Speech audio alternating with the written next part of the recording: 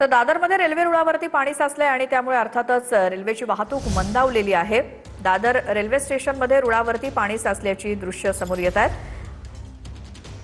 रुळावरती साचलेलं हे पाणी आणि त्यामुळे अर्थातच रेल्वेचा वेग त्यामुळे मंदावतो। त्यामुळे आज चाकरमान्यांना आपल्या इच्छितस्थळी जाताना उशीर होतोय। याचं कारण म्हणजे वेगवेगळ्या ठिकाणी रेल्वे रुळावरती पाणी साचलंय। ही सध्या दादर रेल्वे स्थानकातली दृश्य आपण बघतोय। रुळावरती साचलेलं पाणी।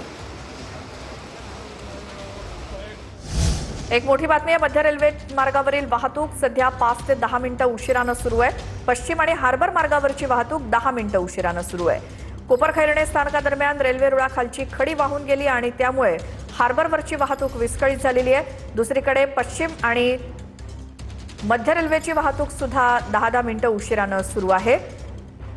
कोपरखैरणे दरम्यान रुळाखालची खडी वाहून गेल्यामुळे हार्बरची वाहतूक सुद्धा विस्कळीत आहे।